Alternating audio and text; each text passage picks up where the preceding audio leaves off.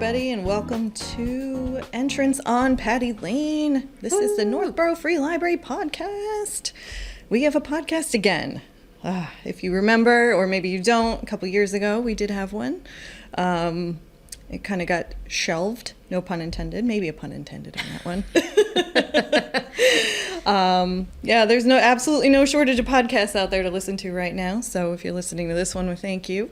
My name is Jen Bruno. I'm the director of this lovely free library. Hi, I'm Caitlin. I am the assistant director of the lovely Northborough Free Library.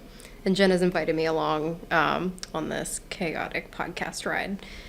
Did I invite you, or did I make you do this with me? I think you looked at me and said, so we did a podcast and we want to do it again. And I went, okay, that means I'm in on it, right? And you're like, yep. Yeah, so the backstory on that one is we had two lovely staff members who had a wonderful podcast. And when they left, we thought, well, that's the end of the podcast. That was cool while it lasted. And now it's done. And then the wonderful people at Northborough Cable came along and said, you're going to do a podcast again, right? So if it works, it works. I wasn't working here when the podcast originally started, but I heard a lot about it. And so when, Dana and Kaylee brought it up, I was really excited, a little nervous, but really excited, to be a part of it because, they may regret asking us to do this because, for those of you who don't know, Jen and I are chaos embodied. Slightly prone to ridiculousness. Yeah, we just like to laugh a lot, and we like people around us to laugh and just have a good time. So, honestly, I think we're going to have a lot of fun. So we hope everybody else has fun, too. It'll be fun. Yeah, I hope everybody enjoys learning about the library and our favorite books. Maybe some of our not-so-favorite books. Ooh, yeah. I think that's a future podcast one is our books we hated.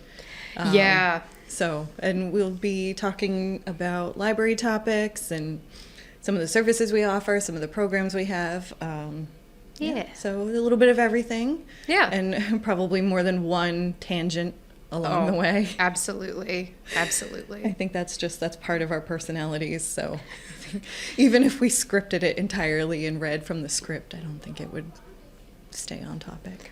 Oh, yeah. No, absolutely not. We never stay on topic. Who's that? Not us. All right. Well, before we get into today's discussion, let me give you a shameless plug for today. Our shameless plug today is going to go to the Libby app.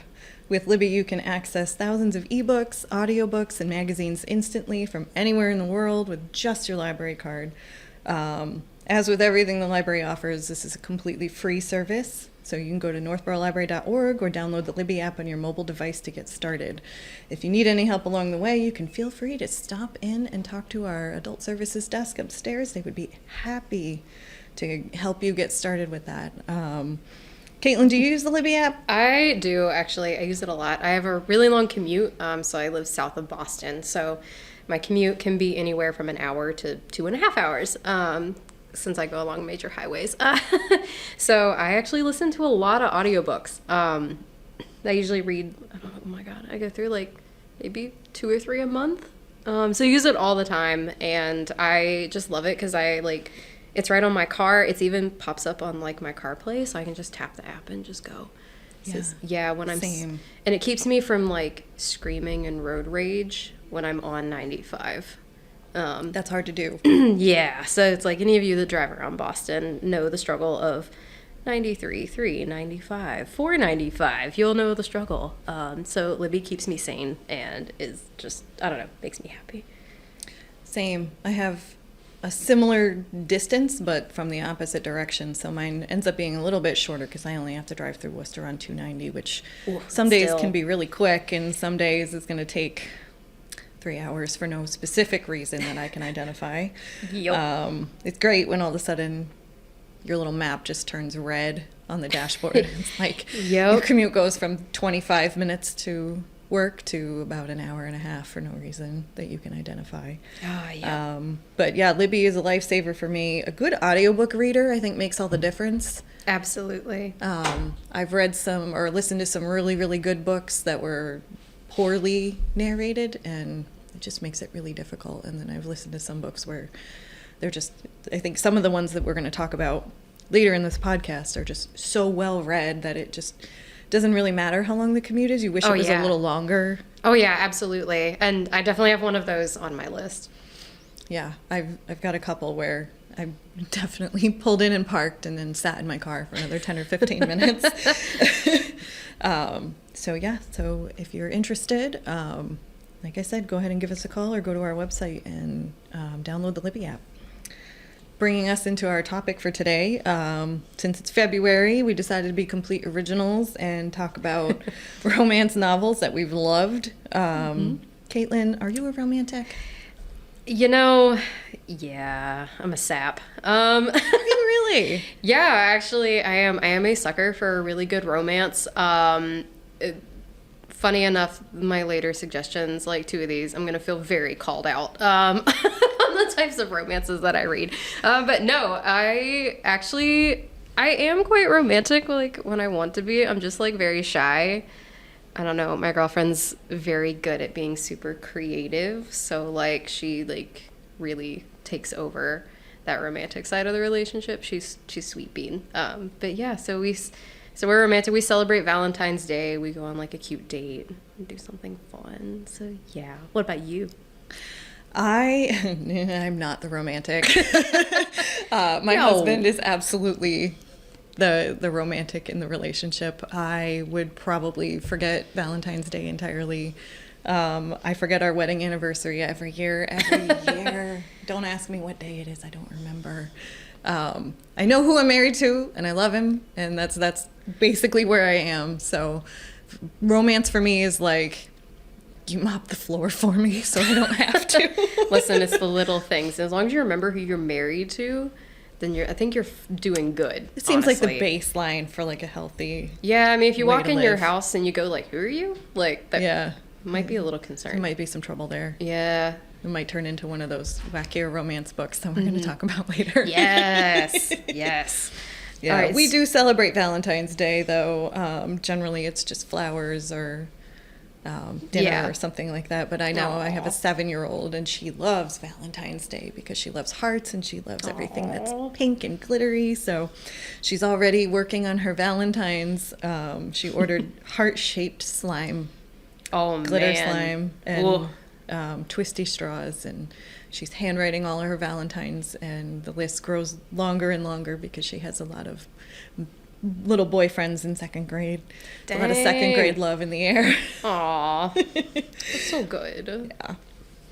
So let's go on into. We thought it would be fun to talk about some of our favorite romance books. Yes, I'm so excited. I'm interested to see what you picked. It was probably a little easier for you than for me because I read a lot more Stephen King than I do romance novels, so I had to dig deep into this one. You know what? That's okay. I tend to lean towards a lot of YA. I love YA lit so much. So my first one is actually YA, and it's one that you have read. The title is not going to sound romantic at all. It's called They Both Die at the End by Adam Silvera. I have not forgiven Caitlin for this one. You know, I haven't. This book ruined me. In a good way, though. Yeah, if you're familiar with the term ugly cry, I mean, absolutely a heartbreaking and wonderful story. Yeah, it really is. And Adam Silvera is just like really good at writing those really like kind of heart-wrenching stories. So I'll give you kind of the brief summary about it, and then I'll tell you a little about why I like this one, like who I'd recommend it to. So the summary of They Both Die at the End, if you have not read it, came out in 2017. And on September 5th, a little after midnight, Deathcast calls Mateo Torres and Rufus Immaterio to give them some bad news. They're going to die today. Mateo and Rufus are total strangers, but for different reasons, they both are looking to make a new friend on their end day. The good news, there's an app for that. It's called The Last Friend. And through it, Rufus and Mateo are about to meet up for one last great adventure to live a lifetime in a single day. This is bringing back memories. So I read this one. Honestly, I saw the audiobook, and one of the narrators, I really enjoy as a voice actor in a video game that I was playing. And I was like, oh my gosh, this is really cool. And it has a full cast, which is really nice. And I was really excited to listen to it. And I knew it was going to be sad, but I thought, the title says it all. But really why I love this one, even though it's like, just hear me out. I really love stories that make me feel something. I like to have like that emotional investment in it. And this one grabbed me from the second I started it, because Mateo is like a really quiet, solemn character. His dad is like in a coma in the hospital. His mom's gone. He's trying to he's always played it safe. He's always lived by the rules and never done anything wrong kind of kid. And then there's Rufus, who is an orphan, and he like is kind of like gets in trouble a lot, and he's trying to find his way. And when you first meet Rufus, he's like in a fight in an alleyway, and that's right. Yeah, and you're like, oh man, like this guy already has it rough. But along the way, like their friendship turns into something more, and it is, I think, the most beautifully organic relationship I've seen, and especially for like LGBT literature, there, for the longest time, like LGBT literature did not really have that hopeful kind of, or like a healthy kind of relationship. And that's what I really like about this one, is that their relationship is very organic, and you just get so invested in their story. And like when Rufus and Mateo decide to be friends, Rufus is like, yeah, let's go do things. And Mateo's like, that's scary. We can't do that. He's like, yeah, we're going to do it anyway. This will be fine. Yeah. And yeah. So the audiobook is phenomenal. I cannot say enough about how good that audiobook is. And I recommended it to Jen. Yep. So sidebar on this one. The book came out in 2017, but Caitlin recommended it to me in 2020, right around COVID. Oh, right? yeah, it was around 2020, wasn't it? Yep. Whoops. So Caitlin and I were working together at a different library, and when COVID happened, we were split into A and B shifts, and Caitlin and I were the only other human that we saw in a given day. And she said, hey, if you like this other book that I'm going to talk about next, which I believe Caitlin also recommended to me, you should read this other book. It's really good. And I said, okay, hey, let me check it out. And I ugly cried in my car for about 20 minutes before I could get out of the car when it ended. The characters are so rich, and you're right, their relationship just really develops organically, and it's such a fun read until you get to the part that emotionally just crushes you. Yeah, and that's the thing I like about it. It doesn't hide what it is. I mean, that's true. And if you've never read, because it toes the like that magical realism line. So if like you really don't like sci-fi fantasy that's really heavy in magic, but you really don't like realistic fiction a lot, this is kind of a good middle ground.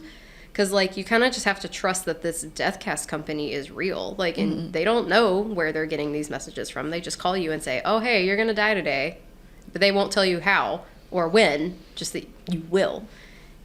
And yeah. I can't imagine. No. What you would do. What would you do if you only had one day left?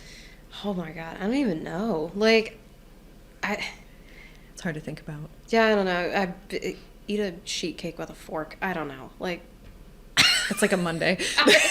Honestly. Funny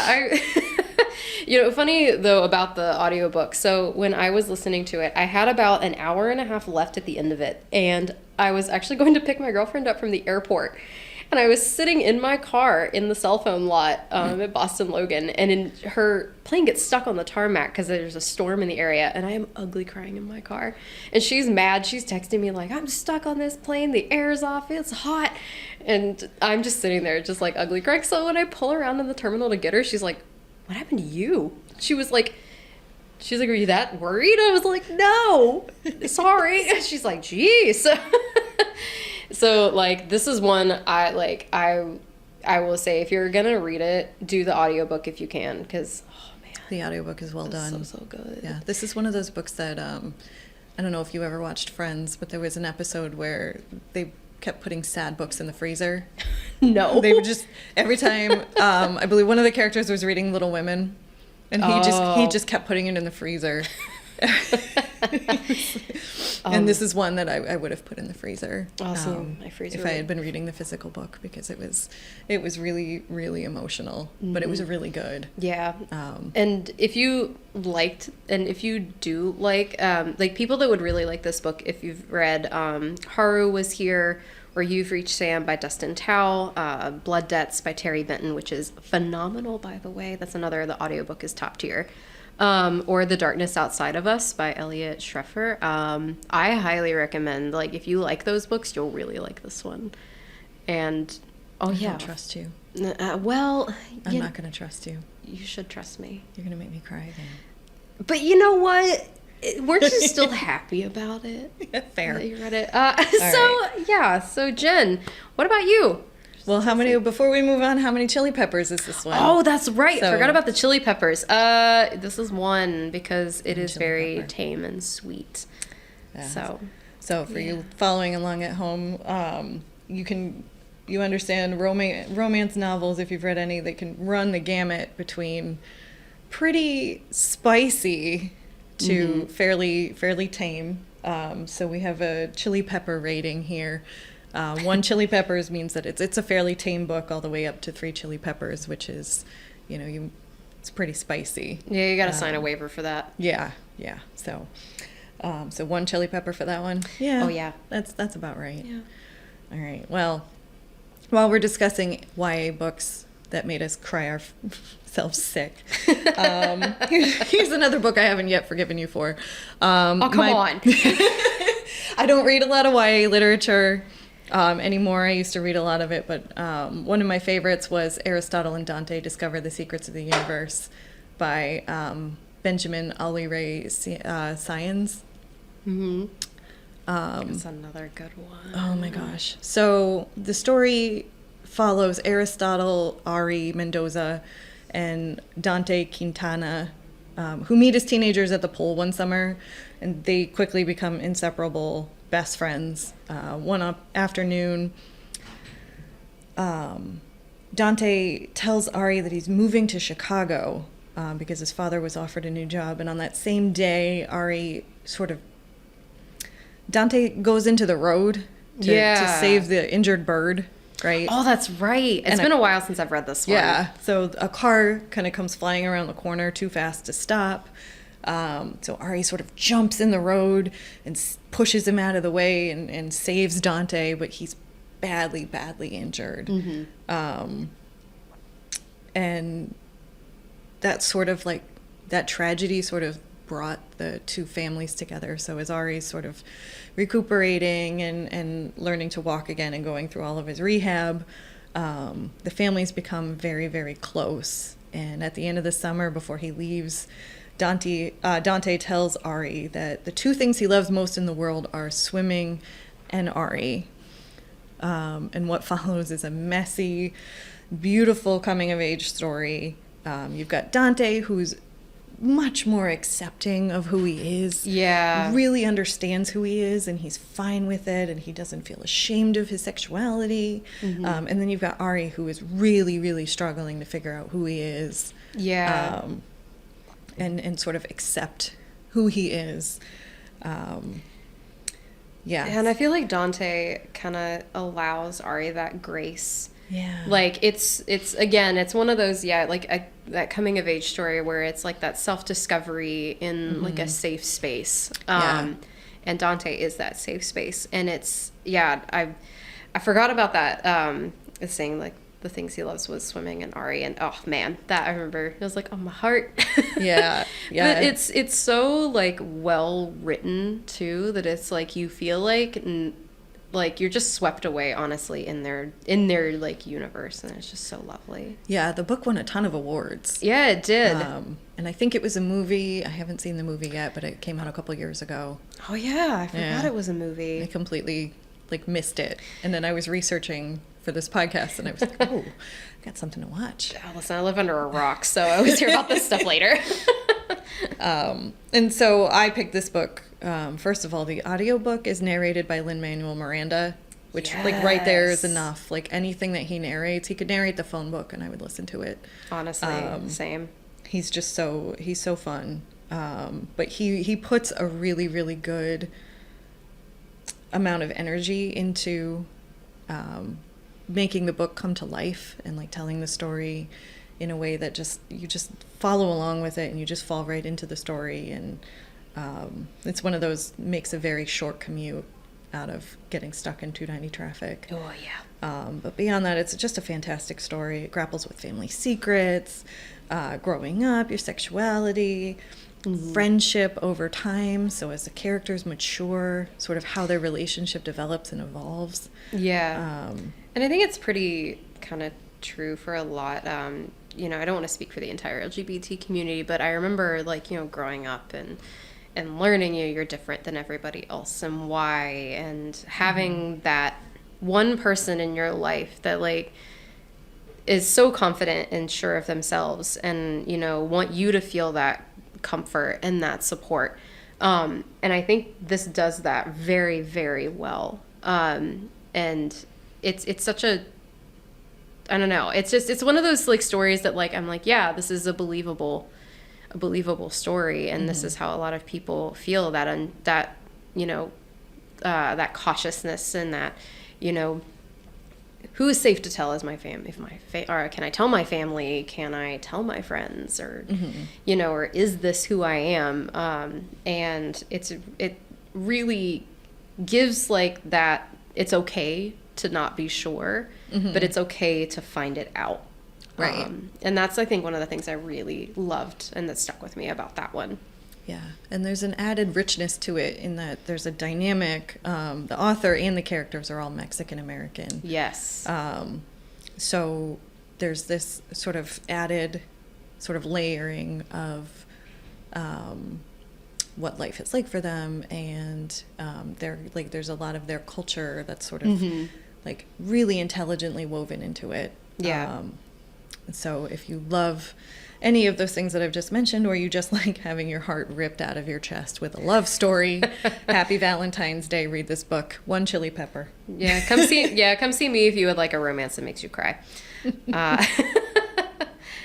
All right, let's move on to a couple adult romance titles. I'm interested to see what you have here. Okay, so it's actually one that I read that I read most recently. It's called Silver Under Nightfall by Rin Chupico.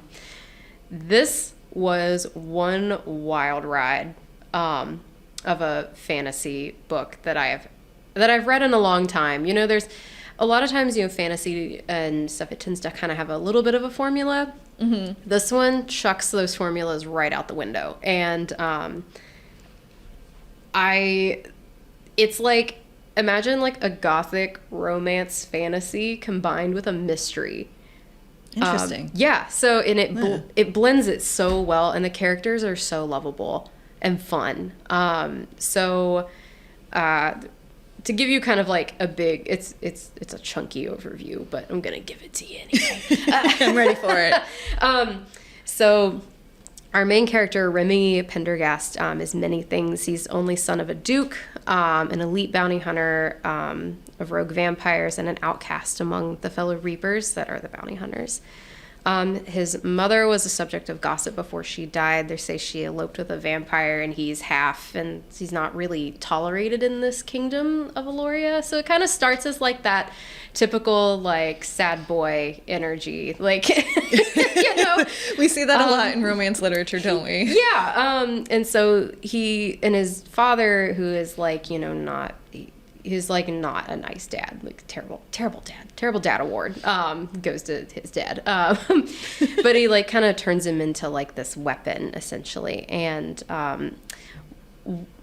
suddenly, like one day, there's like a new breed of like vampire that's like taking out, like attacking like random towns and cities, and this sickness appears called the rot, and it's like creates these like these humanoid creatures. Like if any of you have watched or played The Last of Us, they look like the bloaters, and those like little, you know, they're little creepy, gross like things. So That's another thing you got me hooked on, by the way. it's another one that'll make you cry, and I Yeah. regret nothing. So these things are starting to attack the town. They're trying to figure out where they're coming from, and in pops a vampire heiress called, her name is Xiaodan Song, and her infuriatingly arrogant fiance, who is also a vampire lord named Zidane Malik. And they believe they have like the key to defeating these creatures, but they got to figure out where it's coming from. So they enlist Remy's help to essentially guard them and figure out what is going on. And along this journey, Remy is like annoyed at like Malik half the time. I think they fuss more than anything, but their banter is just top. It's so good. It's so hilarious. I love them so much. And as he's going on this journey with them, he starts to actually develop like feelings for the couple. And yeah, so then so it turns into that along the way, but it's like, so they're trying to figure out what's happening and how they're going to get rid of this rot and like solve this mystery together. So I just gave you a lot. There's a lot in that book. Yeah. That sounds like a whole lot. Oh, there's a whole lot. How do you keep it all straight? I don't. Well, I think this book is anything but straight, honestly. Well. All right, you got me there. I had to like at one point I like had to take notes because I was a little I got a little lost at some points, but really one of the things that I love the most about this book is that it's a really fresh take on that romantasy, because like I said earlier, it's combined with like the mystery element, and all of the characters are so well done. So well done. Their relationship, it's like, it doesn't hide from the fact that it's complicated. It doesn't hide the fact that it could get messy, and communication is like obviously key if you're going to be in a polyamorous relationship. Like you're going to have that. I have no experience, but it sounds like it would be a little complicated. Neither do I. And it was action packed. Like it's like really fun. It's full of heart. I was not expecting to love it as much as I did. It starts off a little slow, and then suddenly it takes off at like supersonic speed, and you're in like these really cool like fight scenes. Like it keeps you engaged the entire time. And like I said, I enjoyed watching their relationship unfold, because Remy is like, he's very guarded, he's very complicated. He's like kind of like stuck in his ways. He doesn't trust people a lot, and him and Malik like banter a lot. Some of my favorite parts are when Malik and Xiaodan are talking and they're like trying to figure something out, and he's like, hello, I'm here, and they're like, shush, like stop speaking, like we got this, like, and he's just like, what about me, like why am I here? Another thing I think that this book does really, really well is they handle Remy's trauma very delicately and excellently. Without giving it away, because I don't want to spoil it, you realize at one point, like, they're like, the little flag goes off in your head. It's like, something's not right here. But Xiaodan handles it, and Remy doesn't realize that essentially what's happening is not okay. He does not. Like, he's already like, just like, I'm gonna lock this up and pretend it doesn't exist. And it's handled so well that I don't feel like it was just put there as like a plot device. Like I felt like it was put there to like say, like, there are like those out there that will stand for you and like support you, and that really kind of like changed all of their dynamic and stuff. But it's very, very fun, and for like, it is an adult fantasy series. It is so this is Ren's first adult fantasy series that I have read, that's been really popular. They wrote The Bone Witch, which was a really popular... Oh, I heard of that one. Yeah, it came out a long time ago. It was their first series. Really, really good, if you get the chance to read that one. They also wrote The Never Tilting World, another YA series. So this one's kind of like for more of your adult readers, like a lot of violence, like a little spicy, like, but it's very, very fun.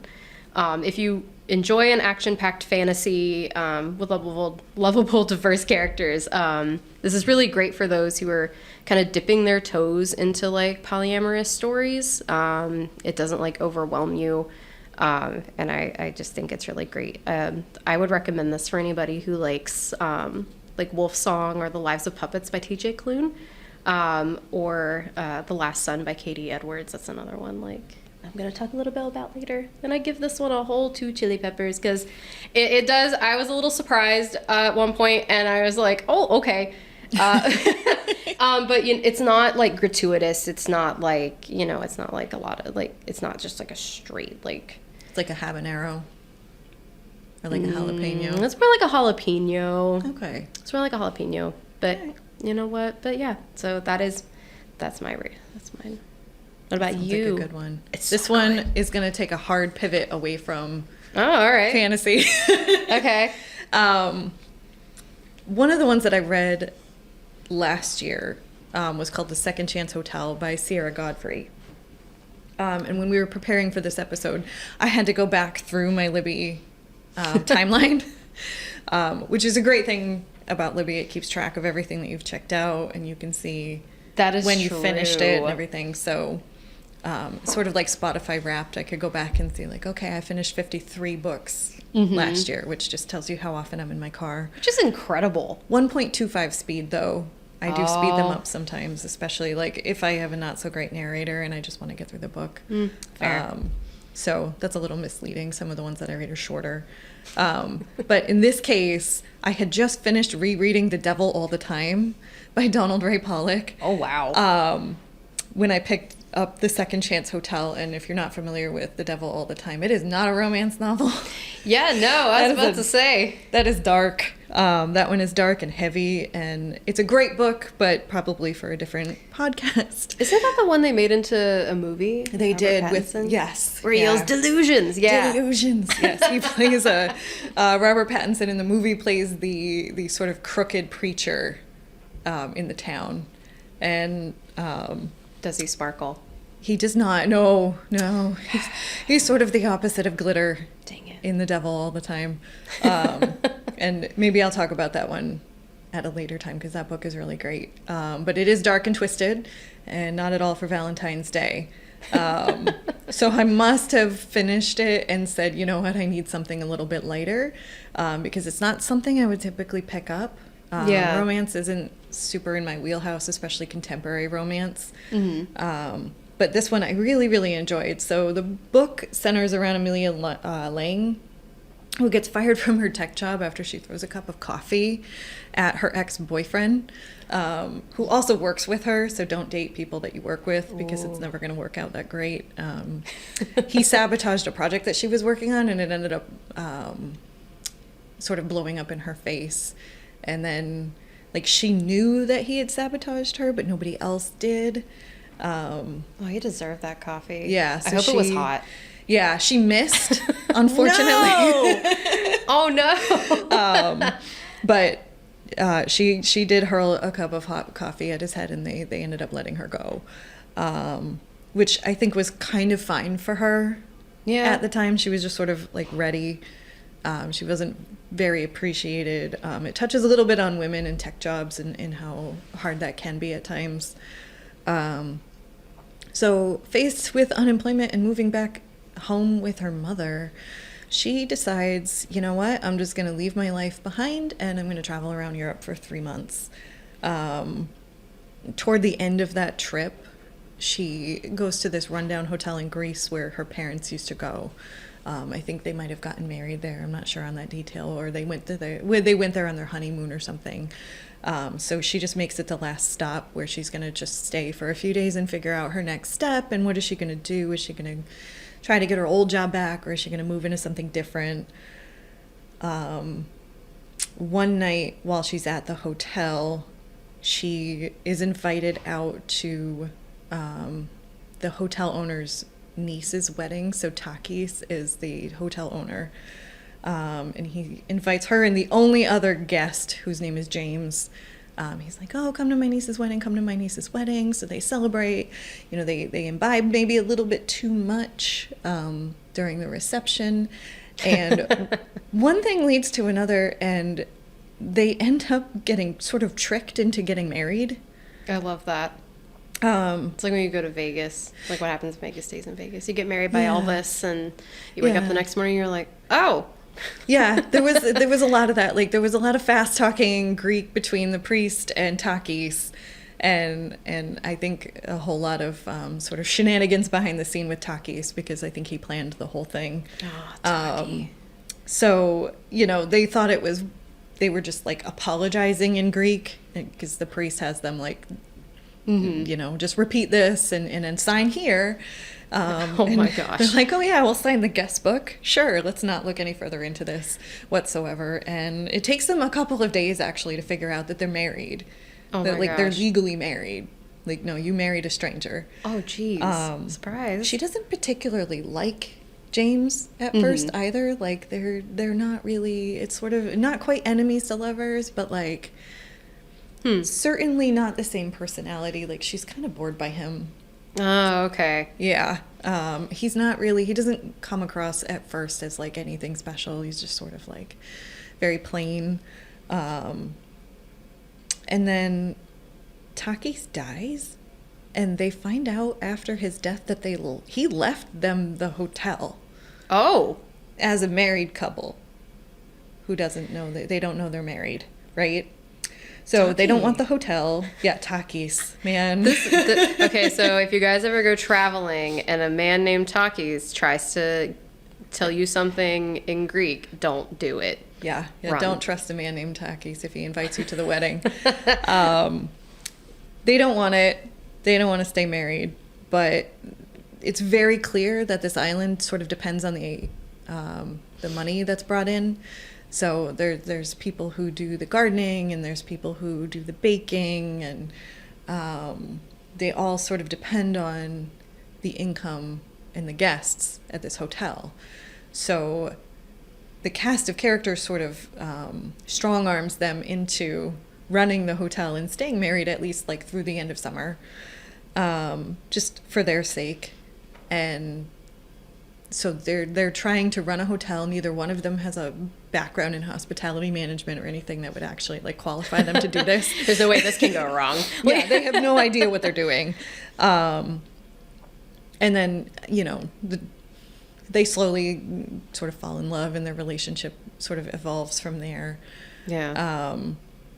And so I love a book that has love steeped in sarcasm. Oh, yeah. And this book really delivers on that. There were times where I had to pause the book because I was missing something because I was laughing so hard. It seems like everyone in the book is named Yorgos.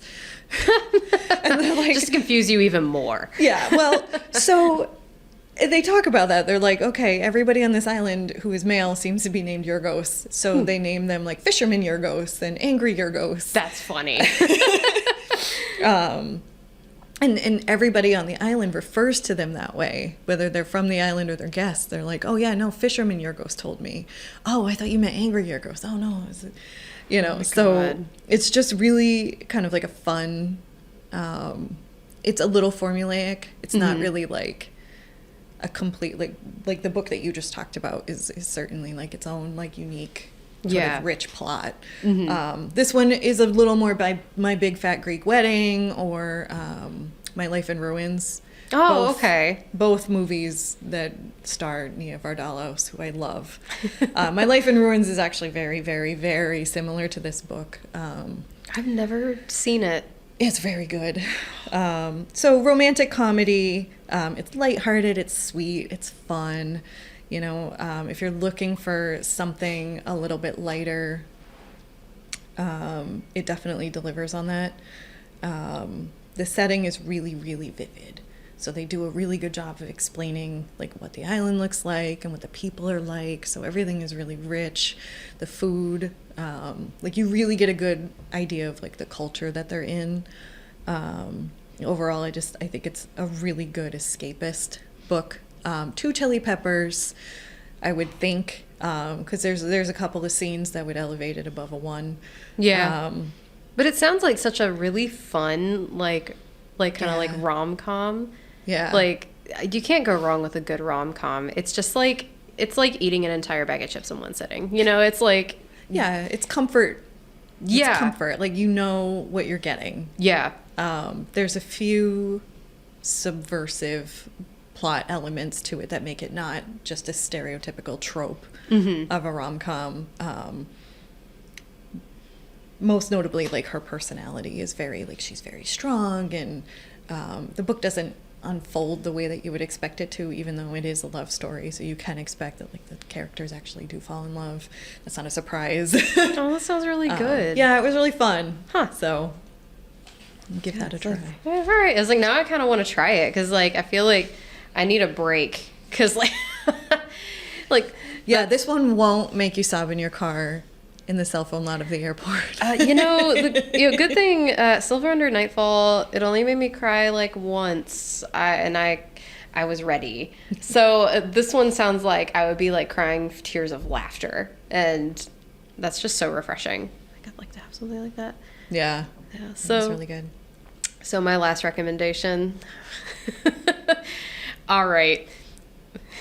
Full disclaimer. Look at you. I'm reading ahead here. Are you? Oh my gosh. Okay, go for it. So this is one of those, like, there's a trend going around right now of the we listen and we don't judge. That's where I'm at with this one. So I'll keep an open mind. Okay, so fun fact about librarians is that we do follow trends. We do keep an eye on things that are really popular. So I'm very big, like, into seeing book talk things and what everybody's reading and what are they doing. And as I was building, like, part of our collection, this book came up. It's called A Soul to Keep by Opal Rain. And I was like, oh, you know, and I need to build our Romantasy series. And so sometimes I'll borrow them from another library and I'll read them really quick. And let me tell you something, this book was a blast. And it is a wild ride. So I'm just going to give you the quick summary of this thing, and then I'm going to jump into my hear me out. Okay, so we're following the story of Rhea, who...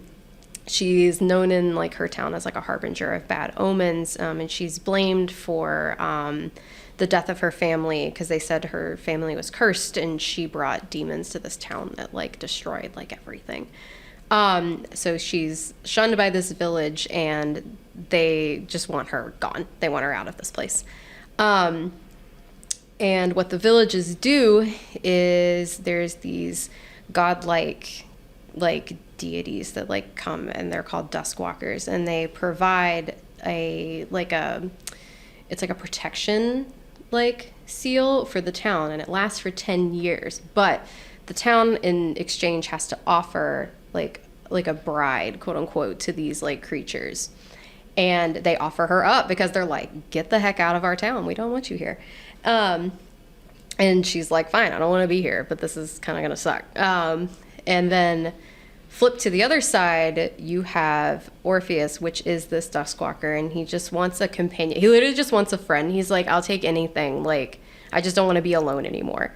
And so he ends up, Rhea ends up going with him, and they go back to this forest called the Vale, and it's, like, where the demons live and everything. And then slowly, like, over time, like, they, like, start to realize that, like she starts to realize, like, oh, he's not that bad, like, and, like, is there gonna be, like, a relationship that can evolve from this? And let me tell you, I had so much fun with this book. I shamelessly loved every single second of it. The story is just, this book, let's just throw this out, this book is, like, over 500 pages long. This sucker is huge. Wow, that's long. Yeah, this book is a commitment. It is, but it's so fast paced that, like, you're just running with it. It's literally like a retelling of Beauty and the Beast. So if you really like those kinds of fairy tale retellings, this is going to be for you. But let me tell you something. I have lovingly coined this my potato chip book It is fun. It's fun. It doesn't take itself seriously. Like the acknowledgments of this book alone said like, you saw the cover, you know why you're here. And I was like, I kind of appreciate that. And Rhea breaks the fourth wall every once in a while. Because at one point she tries to escape and she's like, I'm not going to stay here. I'm not going to like, and even though he's told her, if you run, like there's demons in there, they're going to kill you. And at one point she starts running. And then she's like, I will not be a victim of Stockholm Syndrome. It like goes on. And I'm like, and then it relates back to Beauty and the Beast a little later, pulls it back up. And she's like, oh, great. Like this owl thing took me to this bookstore that's like in like the little town nearby and hands me Beauty and the Beast. And I like appreciate these fourth wall breaks because this book is so aware of itself that it makes it fun. And it makes it fun. But you know, the thing that I loved about it so much is I was expecting to be totally unsettled by this creature thing, and he's just the sweetest bean. He is so sweet. Not something you would typically, not a word you would typically use to describe. No, this like 7 foot tall, like monstrous looking thing with like an animal skull. Yeah, no, you wouldn't think that that's like sweet. But doesn't no, sound sweet. No, not reading sweet to me. No, but listen. She like at one point is like, I want a garden. He was like, okay, so he makes her a garden, and he does anything to make her happy. Like gives her her own room, gives her her own things, and they actually like fall in love over this time. And it is such a like sweet story buried in all of it. And I had so much fun with it. I loved it. Like. It's like, I don't know, Orpheus just like broke my heart. He's so sweet. And it's like, when you first meet his character, it's like, okay, y'all have seen the ASPCA commercials and you have Sarah McLachlan singing in the arms of the angels, like this. In the background. Yeah, I'm going there. So you see a little sad Orpheus in the background, and it's like for 25 cents a day, you can make this like little creature looking thing happy. This is revealing so much about you. Isn't it? As a human. I felt so called out, and I'm calling myself out, and it's okay. So you got to tell me, though. I feel like my favorite part of Beauty and the Beast, of course, is the library. Oh, yes. Tell me there's a library. Is there a library in this? Eventually there is, yes. He does build her a library. Okay. In this cottage, but yeah. Right. I accept it then. Oh, whew. Okay, thank God. I mean, if you didn't, it's all right. I wasn't going to judge. Where are we on the chili pepper rating with this one? Oh, this sucker is spicy. It is ghost pepper. Oh yeah. My goodness. Is it higher than a 3? Do we need to up our rating? Oh yeah, it's like a 5. Oh boy.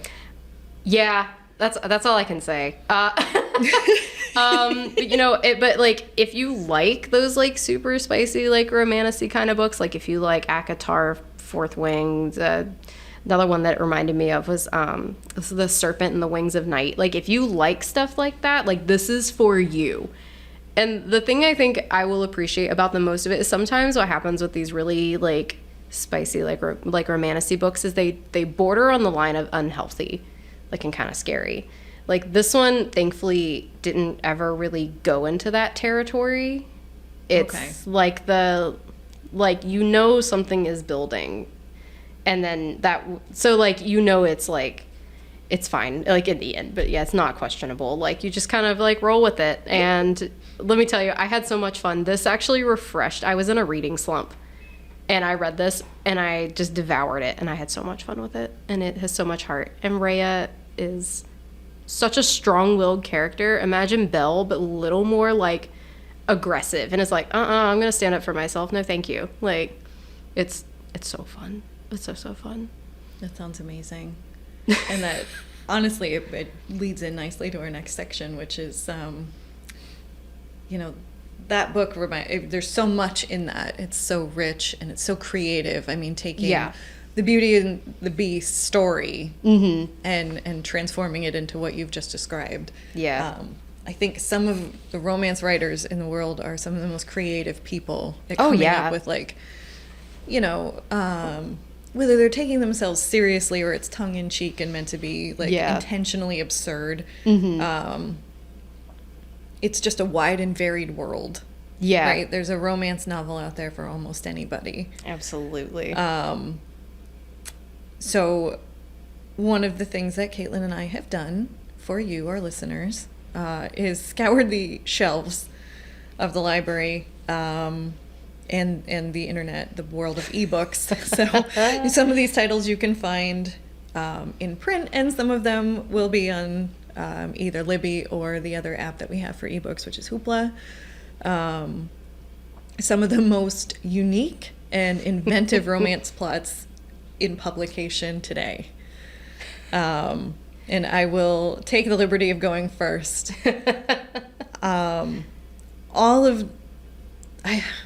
So I could have picked any of Siggy Shade's books, any of them. You could just pick one. I think Siggy Shade is probably one of the most tongue-in-cheek, intentionally absurd romance writers out there today.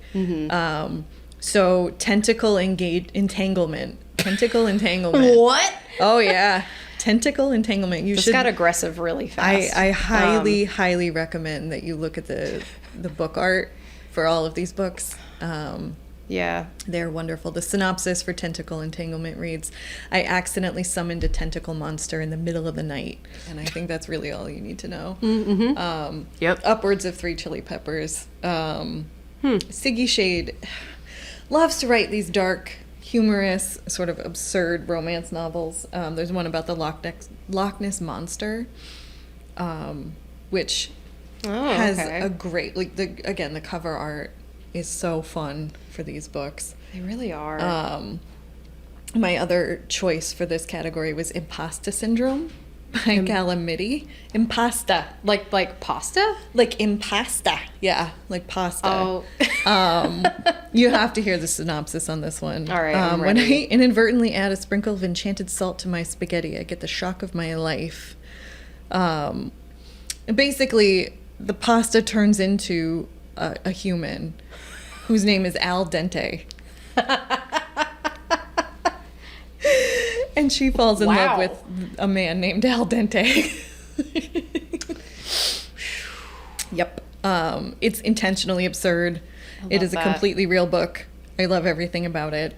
I'm such a sucker for puns. Yeah. And anything. There's such a world of romance puns out there. Yeah, I'm a big fan of Al Dente. Yeah, go ahead. Yeah, I got a good one for you since you like the romance puns. So one of my favorites that I found, it's a part of a series, which makes it even more fun. The title is called Forked by Ruth Cardello. I don't want you to read that summary. It's literally like this. So this woman buys an antique silverware set, and the fork is a sentient and can turn into a person. Interesting. And she falls in love with the fork. And the cover is so great because it's literally a fork with flowers behind it, and it's coined a lighthearted utensil romance. You're welcome. This is amazing. Maybe it'll go really well with the pasta one. I want to find one of these. Oh, hey. Yeah. Hey, they should. Oh my God, they should collab. I would love to get one of these authors in here sometime and talk about how they come up with these ideas. Because I feel like I'm so linear. I would never think of some of these things. I don't know. Let's see. And another one that I found that was really fun it's called Unhinged by Vera Valentine. And essentially this woman, she has a dream one night, and this guy telling her something bad is going to happen. But it's okay. I'll protect you because I'm your front door. They can't see my face on audio, but yeah. So it's her front door. I'm okay. Yeah. And we got all right. Yep. Yeah. So and it's funny because the synopsis of it says she's like, oh, this can't be real. It's fine. Until the door transforms into a person and then turns back into the door. Yep. Again, I need to know where people come up with these ideas. I don't know. I feel like there's a level of creativity here that I just don't have. It's true. Feels like a writing prompt. Mm-hmm. That just continues. Yeah. So that was absolutely one of my favorites. That's amazing. The fork one was pretty great though. So as a follow-up, that's amazing. Yeah. The sequel is called Spooned. Okay. Hey. And it's like about her friend that she gives the spoons to, and she thinks like, oh, my friend, she's not really, like, she's not okay. Until the spoon transforms. And then she's like, oh no, there's a sentient spoon in my drawer. This is too much. This is too much for me. I wish I could make this up. Like, there's so many to choose from. There's so many. I think I'm going to have to stick to my accidentally married and owns a hotel. Yeah, you know what? I'm going to go back to my Romantasy series. Because, yeah. But That's amazing, though. That was fun. It was fun there's a lot of really creative titles out there. Yeah, all right. Well, after we shared all of those ridiculously fun titles, I think we have a game that we want to play. Yes. Yeah, sometimes it's hard to tell if ChatGPT wrote something or if AI wrote something.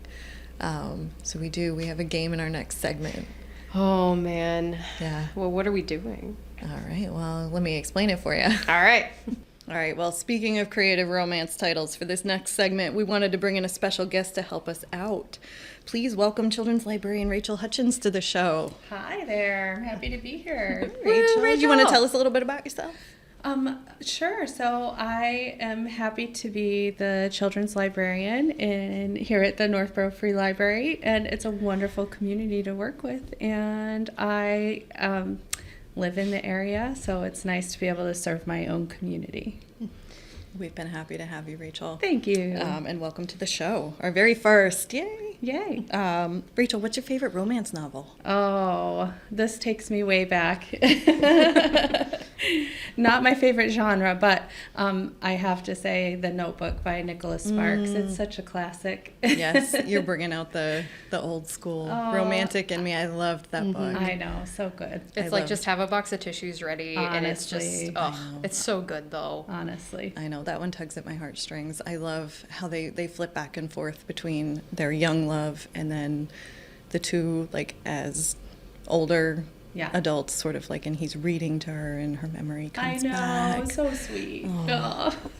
Yeah, that was early Nicholas Sparks. Yes. Was just perfect. Yes. Those were great. Yeah. There's always some, like, degree of sadness, but they're always so, like, heartwarming and That's true. uplifting. Yeah, I love Yeah. them. All right, well, these are not that. So we are going to play a little bit of a game called ChatGPT or Actually Published Work. Okay. Okay. There's no way this can go wrong. No, it can only go in any right direction. So I know one of the things that we hear about a lot at the library is the proliferation of AI and all these GPTs, and it affects almost every industry these days. So it's not always easy to decipher what is real content and what is AI generated. So we're going to test your spotting ability to see if you could spot the AI. All right. So I'm going to give you a title of a romance novel. Yeah, good luck. Yeah, good luck, Rachel. We got this. What's my prize when I win? Oh yeah. I don't know. Chocolate. Yeah. I'll take okay. chocolate. Yeah. Or it's I'll bring you a whatever- bag of those conversation hearts. Oh, no, not those. Those will break my teeth. My dentist will Okay. not be happy. All right, fine. What's your favorite Valentine's Day candy? Oh, good question. I like a really good chocolate, like a Godiva or Lindt or something like that. Okay. No. I always like the Whitman samplers. Oh. I feel like you can't go wrong with like that mixed. Yes, but you have chocolate. to take a bite out of every single one. There's a mess. And then you go open the box and they all have bites out of them. Has that never happened to you? No, I'm not feral. I don't take a bite of chocolate and I put it back. Oh, that's just my family. Okay. Sharing is caring, guys. What's your favorite here, Caitlin? Ooh, Valentine's Day candy? Yeah. Oh my god. Honestly, it's my mom always ships these up to me every year. There's a local chocolatier back in West Virginia called Hall's, and they make Swiss chocolates, and she sends them up to me every year. She also sends some for my girlfriend as well, but I always eat her half. I thought sharing was caring, no? No, not in that. When it comes to Hall's chocolates, it's it's everybody for themselves. So Got it. Yeah. All right, so the winner will get whatever their favorite candy is. How about that? Yay. I don't know. I Alright. kind of want a copy of one of these books if it's real. All right. How about, whatever you want within the financial constraints of my Got it. salary. All right, but somebody's got to keep track of points for you. So keep track of your own points. Oh, Okay, geez. how about All right. Okay. All right, I'm going to give you the first title. You ready? Yep. Taming the Alien Viking. AI or real novel? I'm saying AI. for I'm that saying one. it's real. This Right. seems like this seems like one of those like, Kindle Unlimited, free, Yeah. and aliens and Vikings. I mean, how could you go wrong? Well, honestly? yeah. Maybe that's why it's a trick question, because it like the cross genre, cross subjects. Mm-hmm. Yeah. Oh no. All right, so Rachel, you get the first point. Oh, it was dang AI it. generated. Dang it. Oh no. So off to a great start. These are not going to be easy. Uh, All right, you ready for the next one? Yes. That time I got drunk and saved a demon. I'm gonna say, really? That doesn't even sound like a title. That sounds like. Can you say the title one more time? That time I got drunk and saved a demon. This seems like something you would like drink like Four Locos from the gas station and then just yeah. I don't know. I'm gonna go with AI because I say AI also on this one. That is a real book. Whoa. Written by Jesus. Kimberly Lemming. Wow, Kimberly Lemming. You got us good, girl. Yes. All right. No points awarded in that one. Rachel's it. still winning? 1-0. one nothing. Oh man. All right. Next one. Nerd Gone Wild. Real. Yeah, real. It's gotta be real. That one is real. Vicki Lewis Thompson. That one's actually, I believe, in our collection still in our paperbacks. No way, really? Yeah. That's that really one's sad. there. I just weeded that collection not too long ago. Let's see. You ready for the next one? So you both get a point. Yes. The next one is Tentacles and Triathlons. I You can say s- real. I'm gonna say real. Can you imagine how fast you could run? Yeah, if Like- you're trying to get away from something with tentacles. No. I was like, well, yeah. I mean, I guess it's that. I was thinking like if you had the tentacles and you were running the That's true. triathlon. That reminds Like- me of story time today. There were 8 kids, and I- no, bear with me here. Bear Uh-huh. with me. There were 8 kids at the table, and we were doing a craft. And I said, "There's 8 of you and 1 of me." And one little kid says, "Yeah, you're not an octopus." Like, thank you for the reminder. Oh man. I'm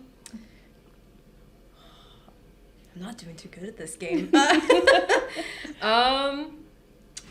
gonna go with it's. Oh, I'm gonna go with it's real. Ashley Bennett, that is real. Yay. I'm starting to catch up. I have 3. What do you have? 2. 2. Okay. I'm coming up. I'm coming All for right. you. Amish Passion, churning butter, melting hearts. These are so funny. It's one of those love-inspired ones. Honestly, I think this is a trick question though, because it's trying to make us think it's one of those Yeah. Amish loved ones. So I'm saying AI on this one. I'm also gonna say AI, but yeah. Good job, guys. That is AI. Okay. Man, that would be such a. Harlequin needs to get on that. Like, write that one. Be like, he was driving by, and then suddenly he just saw her on the porch, rocking chair in the flutter. Maybe you have a new profession writing. I Amish mean, novels. All right, the next one. The Kraken's Reluctant Bride. Oh, not another sea creature. I think I have seen this one, so I think it's real. Oh, well, I'm going to have to go. I don't with know. that I then. wouldn't trust me. I'm losing. Say it again. The Kraken's what? Reluctant Bride. Kraken's reluctant. I mean, listen, I'm losing right now, so I don't know if it's worth it to follow me. I think reluctant bride is better than enthusiastic Kraken bride. I would not want to meet her. That's a strong woman for sure. Let's go with, I'm going to go AI. That is AI. I swear there's a Kraken one though. I swear I saw it the other day. There is absolutely Kraken. See? Kraken related romance. But that is not one. Dang it. All right, the next one. The League for the Suppression of Celery. What? Mm-hmm. Suppression of celery? The suppression of celery. That's so bizarre that it makes me think it's real. I know. Yeah. I'm gonna trust you on this one because you're doing really good. So I'm gonna go with what Rachel said. I don't know. You can't team up. Right. This Oh, is sorry. Serious I competition. forgot this was a competition. Serious competition. Okay, forget you. I'll do the opposite. I lost track of the score too, so I don't know. I think I have 3, I and don't- you have like 5, I think. That math doesn't add up. I don't know. I'm not good at math. Like, Well, that is real. yeah. Okay. That is a real one by Wendy Russ. Yeah. So, good job. So weird. Celery. It's, yeah, that Of one all was so the out veggies there. to pick, it's like you chose celery. All right. Okay, girl. It's like I need to know. No judgment in this zone. No, there's no here. judgment, but I want to know. I want to know the process. Have we checked CW Mars to see if we have these titles? I'm going to after this. These are all, so I found these on Goodreads. Okay. And I believe we have many of them, if not all of them. That's exciting. All right, Never next, a dull day. our next one. Not another accidental royal baby. Real. That one's definitely real. It's AI. Really? That is AI. Oh, Man, that it tricked copied me. the like white and red Harlequin cover so well. Oh, they're so funny. You can even I ordered a lot. picture them. Listen, my favorite title is still Baby Shock for Millionaire Doc. Top tier. I bought it specifically for the title. I love that. I love I it. remember like a whole, maybe it was like a decade or two, where like Fabio was the guy Yeah. on the cover of every Yes. single romance paperback. Yeah. Just the same guy. All right. AI can probably handle the covers now too. Oh, I'm Probably. sure. Yeah. We can go on Canva later. Play with their AI image generator. By the end of this podcast, we'll have an actual AI written and published book. I love it. Oh, I can't I wait. love it. But which title? Maybe all the titles combined. Ooh, Yeah. all into one. Yeah. That's chaos. Mm-hmm. I like it. All right, our next one. My AI boyfriend became sentient and he's jealous.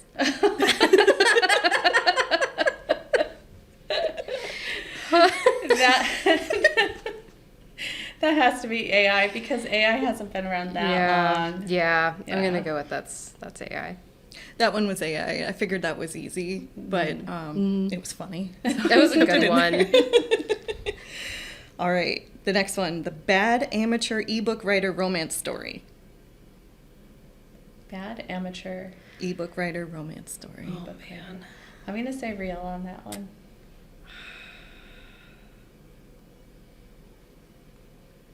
Yeah, I'm gonna go with real. Ivana Merlot. That's a real one. Nice. Yeah. Good job. All right, next one. A knight in cowboy boots. Real. Real. Yeah, I'm going with AI. Okay. Susie Quinn. That's a real one. Dang it. All right, there's a couple of more, but I think I'm gonna call it for Rachel ahead of time. You yeah, can make she's- a serious comeback, but Thank you. No, you she's. got to start landing these. I know. All right, I'll step up my game. I'm proud of my skills here. I in know, this it's really good. Area. All right, the next one. Falling for Bigfoot, a cryptid love story. It's all the hair. It is February. He could keep you warm at night, so Yeah. you know, I'm sure he has redeeming qualities. The Beauty and the Beast style. I mean, story. if you really like feet, I mean, it's gonna work out great for you. Oh, our first and last podcast episode. I regret nothing. Where are the censors? somebody bleep them, please. You didn't see anything bad. All right, real or hay? I'm going Real with or real. hay? I'm going with real also. Real. Yes. That is AI. Okay. Someone needs to get on that. That would sell. It would. Cryptid romance. Mhm. Yeah. All right, we're gonna go Married to the Minotaur. That one is real. That is AI. What is happening? There is one though, I swear, because there's someone I follow that does the like I read these so you don't have to, and there was a Minotaur one, and I remember I was just like, I can't. I think the tricky part of these is that they're all sort of based on real titles. Right. Yeah. And they just take them and kind of jumble them up. Yeah. I think that's kind of like what AI does. Mm-hmm. But it makes it nice and confusing for you. I feel like I need to turn in my librarian card. Like, We got, let's see, we've got 3 more. mm-hmm. All right. Pollinated by the plant monster.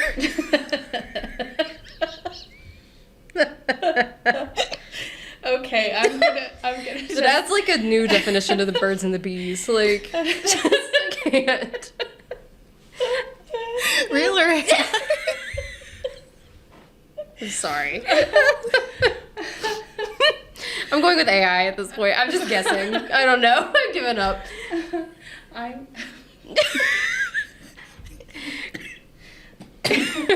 We broke Rachel. I was like, I'm sorry. I'm gonna try not to go into coughing, but I'm gonna say real on that one. That is real. No! That's the book by Holly Wilde. oh, Jesus. Holly Wilde. Holly Wilde. She's wild. She Mm-hmm. is living up to her name. All Yep. right. 2 more. Kidnapped by the Sultan, rescued by a werewolf. There's a lot to unpack there. Mm-hmm. A sultan and a werewolf. Yeah. Kind of takes us back to the Viking and the alien. Kind of does, yeah. Yeah. I'm going with AI. I'm saying AI for that one also. Good job. That is Nice. AI. Yeah. You hear enough of them, you start to hear the pattern. Yeah. I Um, don't know. although, I don't know, it generated over 200 titles for me. I read them all. Some of them I chose not to include on the list. We'll put it that way. Excellent. Fair enough. Good choice. All right, this is the last one. All right. Seduced by my pumpkin spice latte. Real. That's real. It is real. Evelyn Cloves. That is a real one. That is a whole series. Yep. It's all food You have related. to ask if that's her real name. I doubt it. I don't think any of these are real Yeah. names. I would guess they're all pen names, but I picked up a book today, a new children's book. The author was Faith Prey, and I said, I wonder if that's her real name. And I flipped to the, cover, and it says something something Faith Prey in parentheses. Yes, that is her real name. Oh my gosh. She must get that she question must get a that lot. a lot. Yeah. All right. Well, I think we're gonna go ahead and declare Rachel the winner Oh, yeah, by, absolutely. by an absolute landslide. Yeah. Thank you so much. I Yes. will wear that title with pride. Yeah. By the, We'll get you a t-shirt. Thanks. maybe what Wow. we'll do by the time this airs is we'll put the links to these books on Facebook. So if anybody's interested, they can Yeah. go Fun. ahead and check them out. Very fun. Thank you so much, Rachel. Yes, thank you, thanks for Rachel. inviting me. This was fun. This was really This was fun. great. I'll be back for the next one, the next adventure. Yeah, Yes. I need a redemption round. So let's play again. Sounds good. A rivalry Thanks. is born. I love it. I love it. Watch out, Caitlin. I know where you work. That's true. That's true. We have Oreos. Oh, So- you know what? All right. Yeah. We can call it truce. That's Okay. fine. All right. I'll just bribe her with Oreos and It's it'll very all be easy. okay. We're all very food motivated. Yep. Pumpkin spice latte, even.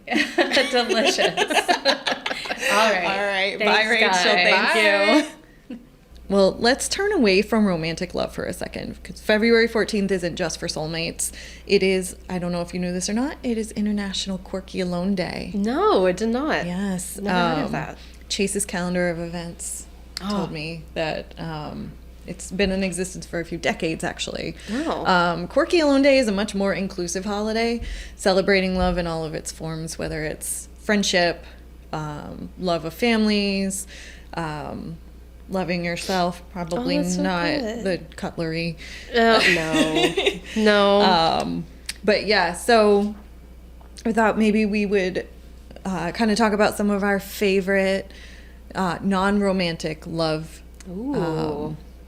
themes in literature. So for me, I could have chosen any number. It's like I mentioned, I read a lot of Stephen King. I could have chosen any number of friendships in the Stephen King universe. And I know that sounds weird because they're so dark and it's horror. But surprisingly enough, there's a lot thematically dealing with friendships and families and things like that in Stephen King. You've got Nick Andros and Tom Cullen in The Stand, which honestly was one of the lighter moments of The Stand. It's really long and it's really dark, and don't read it during the pandemic like I did. It's a little too non-fiction-y for me. there's a group of friends in the Dreamcatcher. You've got the Losers Club in It, Wolf and Traveling Jack and the Talisman, the Boys in the Body, which was Stand By Me, the movie. That's all about friendship. So I could probably spend an entire podcast talking about the friendships of different characters in Stephen King novels. I have read them all now, but I have a particular love for the Dark Tower novels and all of the various relationships that are built through that series.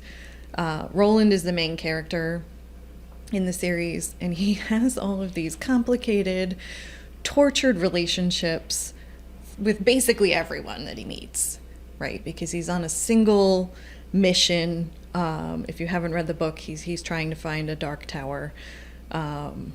And he has to find it. That's his sort of destiny. And everything else along the way is secondary. So whether it's his friends or a love, so he does have Susanna Delgado, who's this romantic love interest of his, and it's a very genuine love, but it's always going to be second to his quest to find the tower. Oh, okay. So I read The Gunslinger, which you had recommended to me. That's the first one. That was really good. Yeah. And it's interesting because, like, you would think, like, when you think of Stephen King, you don't think of, like, really poignant friendships in stories. You think of, like, Cujo, you know, or, like, the car that's going to kill you. You know, you don't think about... Right, Christine. Like, the Christine, that's what it is. Yeah. I've only read The Stand and The Gunslinger, so I haven't read the rest, so... I'm that slacker. There's a whole lot of them. So since you've read The Gunslinger, which is the first one, a prominent theme all the way through the series is the concept of what he calls a quartet, which is sort of like, it just means like a group of people that have been brought together for a purpose, sort of like a forged family. Yeah. So you have your biological family, and then you have like your brothers in arms or something similar to that. And that's really, really sort of prominent in this series all the way throughout. There's a really, really deep, like, strong bond that forms among this, like, small group of characters that are helping him on his quest. And it just reminds me of, like, the strongest, most unbreakable friendships. There's one that I particularly love that is not the main character, Roland. It's Jake Sawyer, and he's a boy, and this like dog-like creature known as a billy bumbler, and they call him Oi. It's really hard to explain what Oi is, but he's like a small to mid-sized dog-ish looking thing, because it's Stephen King. Nothing's ever like kind of straightforward. But Oi is loyal like a dog. Oh, okay. And loves Jake and loves his sort of forged family. And it's not a spoiler, really. I mean, the books are pretty old, but Jake does die. And it's one of the saddest character deaths that I've ever experienced in literature. Even more than... I was about to say, more than the other, more than they both die at the end, because it comes at a time where you're so invested. I mean, there's a lot of these books, and they get pretty long. So by the time you get to Jake's death, you've been with these characters for 500 hours. That's almost worse. And Oi just stays right by his side and like licks his face clean, and he's so genuinely mournful as a creature that like you just can't help but cry with him.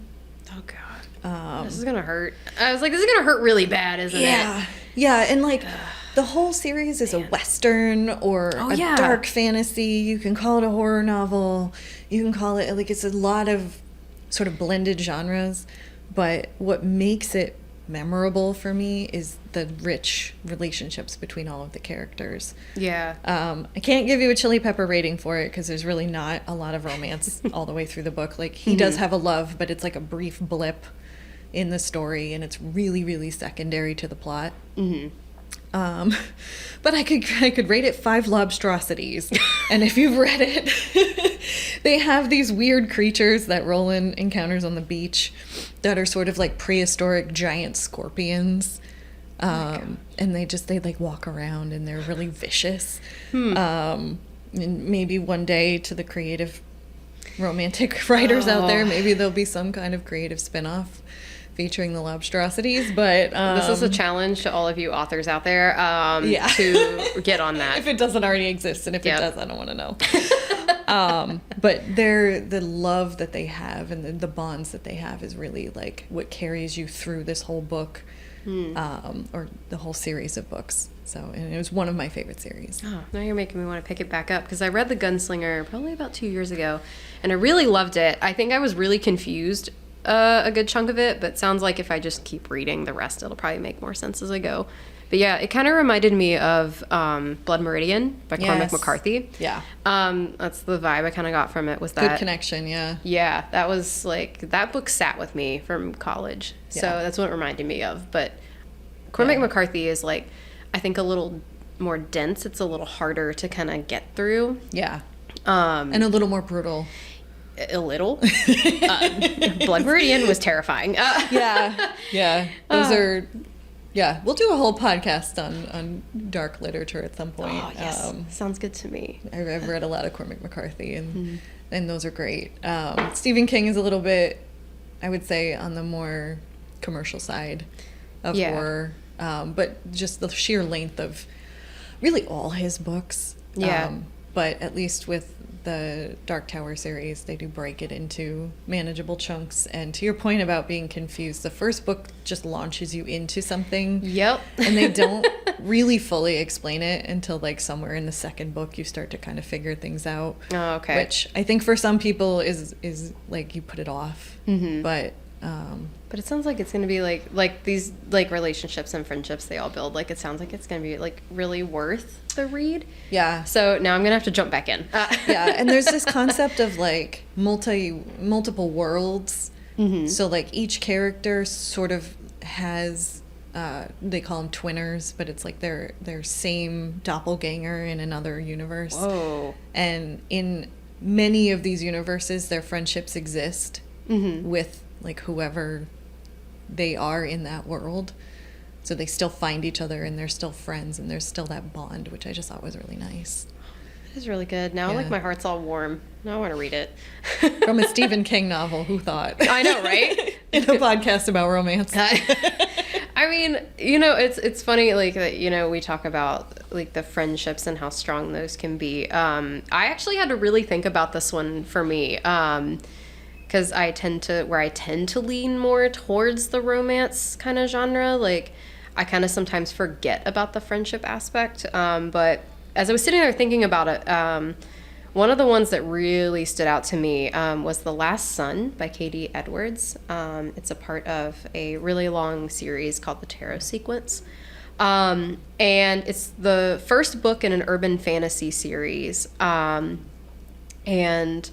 the themes of like friendship and found family just permeate like the entire book. So you're following the story of a young heir to a fallen kingdom named Rune, and it's him trying to bring back the Sun Throne and to get the Sun Throne back and raise their kingdom again on the island of New Atlantis, which is actually Nantucket. And they renamed it New Atlantis after a war between the humans and the inhabitants of Atlantis. So when like humans discovered Atlantis, the inhabitants wanted to make kind of like a peace treaty, and they ended up having like a war, and the fallout was so catastrophic that the only thing that really survived was New Atlantis.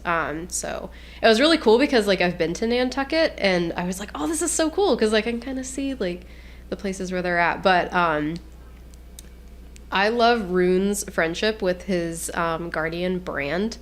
Brand is like he's He's always carrying a gun. He's foul-mouthed. He's always giving, like, Rune a hard time because Rune is very impulsive. And he's like, will you stop jumping into danger when I tell you not to? And Rune's like, what? I don't know what you're talking about, while jumping off said building and doing something ridiculous. And Brand is just kind of following him along. And the thing that I think this book does so well with this friendship is that it is honest and genuine. There's not a lot of books that I can say that you read a lot of like masculine friendships as like you can't feel the emotion behind it, but here you can. Their friendship is that it subverts that kind of masculine, like that stereotypical masculine friendship. That's what I really like about it. They do not hide at any point that they care about one another, that they are friends. Like they've been together since they were children. So Brand was picked to be his guardian, and they ended up developing like a really close friendship out of it. And Brand is like unapologetic about like his protectiveness and care for Rune and his desire to like see him bring the kingdom back. And it's so honest and open that it's something I just don't feel like I ever see a lot in these types of friendships, and the emotion shown from it. Like there is a point where like I remember like the creature that's coming after them like makes Rune relive like an extremely traumatic memory, and Brand is like right there to like try and help him through it. And it's like that's stuck with me. Because it's like when you have like a friend that's almost like family, that kind of love is so like strong. It's almost stronger than like a romantic kind Absolutely. of love. And Rune and Brand build this family, this found family out of it all. Because at one point they're like looking, so they're looking for someone, and they run across like this seer who always has these like random visions, and he'll say like the most off the wall things, and they're just like, okay, like that's fine, now go get breakfast. Like, and they're all in this house together, and it's just like it's so lovely. So you have that action, like that again, kind of like Silver Under Nightfall, you have that really action packed like urban fantasy feel, but then you've got the found family and the love, and it's just it's so good. And I feel like this book is really slept on. I hadn't heard of it until it was recommended for Pride Month, actually. And I read it, and I devoured this one again. I read it in 2 days. It was so fun. There's 3 books out right now, and I'm loving it. I love every second of it. I'm excited to read the 3rd one. So that sounds great. Yeah, it's really fun. So kind of like you said, can't really rate this one in chili peppers. Right. But you know what? I'm going to give Brand and Rune, you know the like Claire's BFF bracelets? Yes. They're getting that BFF bracelet. Oh. Because they're just, they're besties. And I need them to be besties for life. I guarantee, I mean, and for those of you out there, there's definitely fanfic of them. I've already looked. I was curious. So... But I enjoy them just being friends. So that's my hot take. But I love that book. So I think connection with people is more important. Like we talk a lot about in society about finding your soulmate and finding the one, but like your friends provide a whole other dynamic to your life and your happiness. Oh, and yeah. I think we can't overstate that.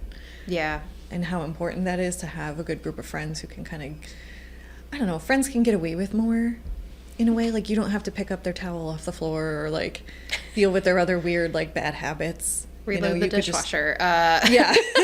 Yeah. We could have a whole 6 hours on how to correctly load a dishwasher. Yeah. Yeah.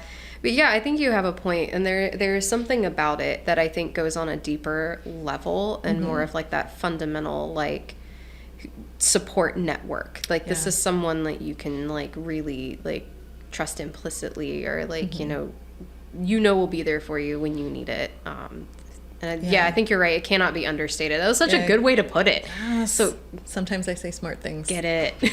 This time it was recorded. Usually it's not. Oh my gosh. Surprise. Well, and that leads me into our last recommendation of the day. which is also about finding friends. Now, as an adult, how do you find friends? Do you want new friends?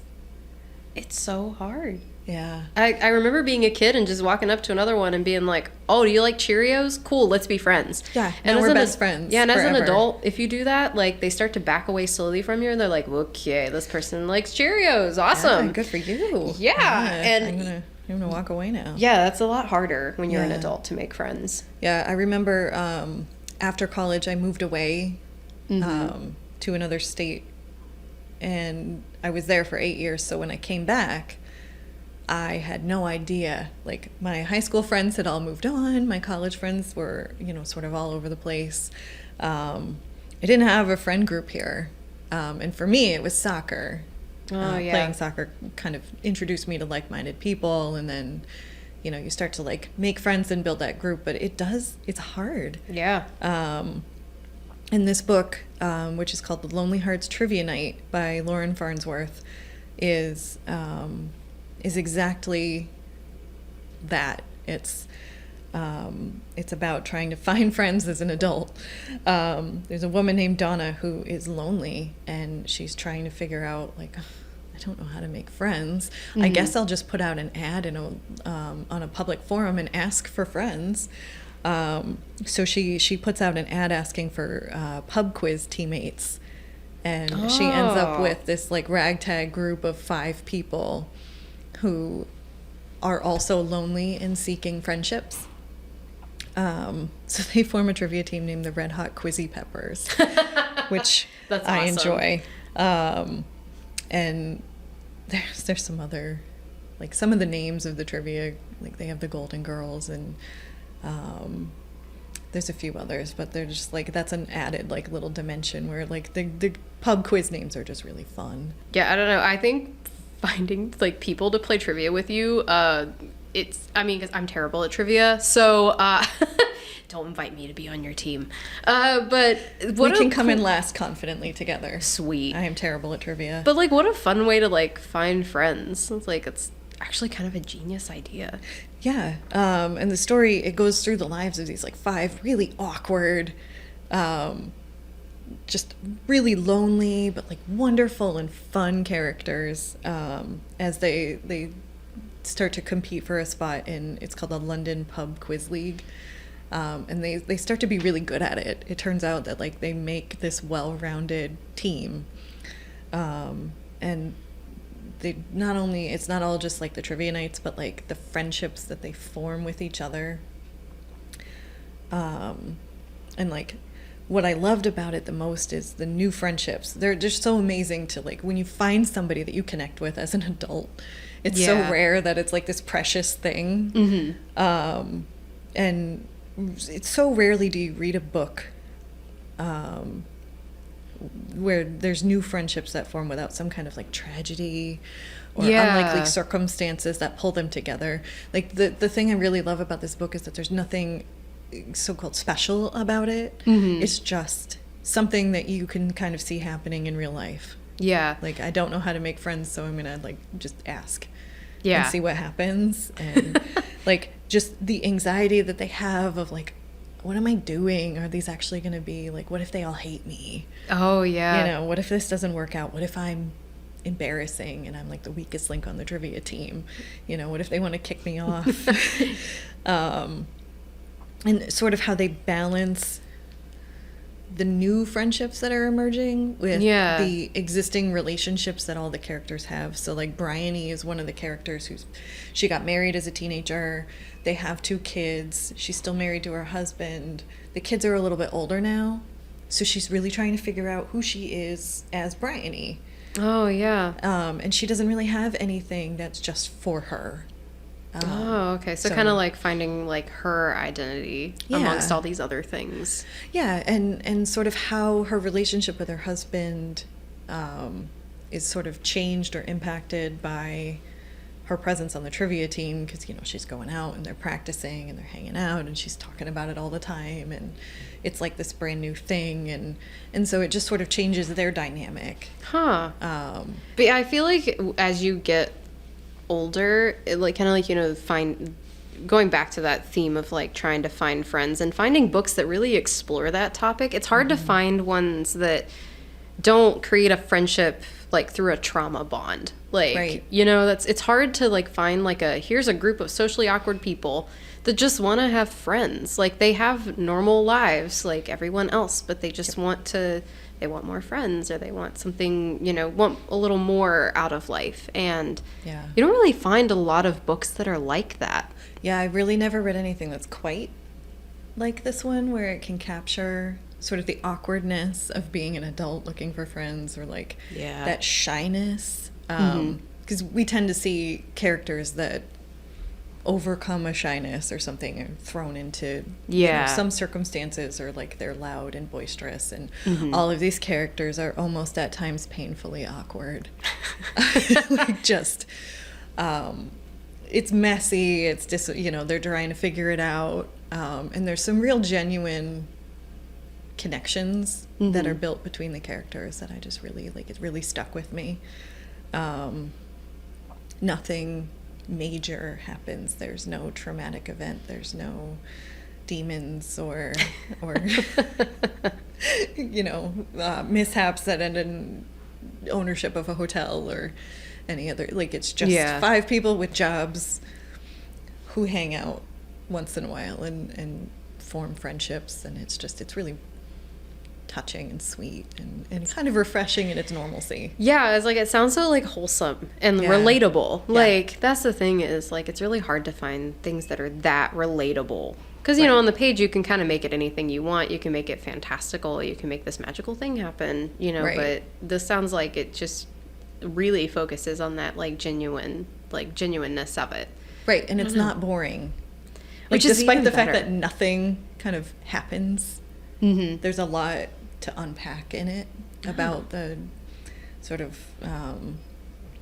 the self-care that goes into making sure you have friendships, and like the journey that all the characters go on. Like, there's a lot to unpack about normal life in general in this book, so highly recommend. They should make this one into a movie, because I would watch it. I'm sure they will. It's still on the new bookshelf. Oh, okay. It hasn't been out for too long. I will eagerly await it. Yeah, it's really good though. And well read. I did the audiobook. Ah, nice. Yeah. Even better. It's really good. Oh, nice. Yeah, well, so that is it, guys. We did it. We did our first podcast. We did. Hopefully there'll be another one. You know, I did say we were chaotic. And, you know, we just like to have fun. We like to share the things we love. Like, and clearly, like, we have very different tastes in, a little bit, like, you know what? That's okay. That's okay. It's true. So thanks for joining us for the first episode of Entrance on Patty Lane. We're super excited that you joined us. If you listened all the way through and put up with our ridiculousness, I would love to know who else played the Is It AI or Is It Real game. I hope somebody gives us some feedback on that, because I would like to know if I was not the only one that failed miserably. Yeah, and if there's a book that you think should have been on our list, Yes. this was by no means a comprehensive list, and like we said, the romance goes all over the place. We'd love to hear about it, because we do love to talk books with people. We really do, and it helps us, because like, if someone, you know, wants a wholesome, like, friend romance, I'm not the one for you. So it's nice to have somebody who can talk to me and tell me about it, because there's been times I've talked to a patron, I'm like, oh, a patron recommended this to me. I think you might really like it. So yes, please give us all of your suggestions, and we're here for it. Yeah, and we'll put all these up on our social media and our website along with the podcast, so you can get a reading list in case you have a desire to read any of the titles that we've talked about today. Yeah. And for next time, we are going to be talking about Oscar-worthy movies. Books to movies, yeah. Yes. So we're excited. I'm excited for that. I think there are some on my list that will probably spark a little bit of contentious debate. Ooh, okay. Yeah, because there are sometimes, I'll go on record now as a teaser for next month. There are some movies that are better than the book, but I won't tell you which ones. Oh, yeah, now I'm curious, but I guess you'll just have to hang out with us and find out. Thanks for listening. We'll see you next time. Yep. Bye.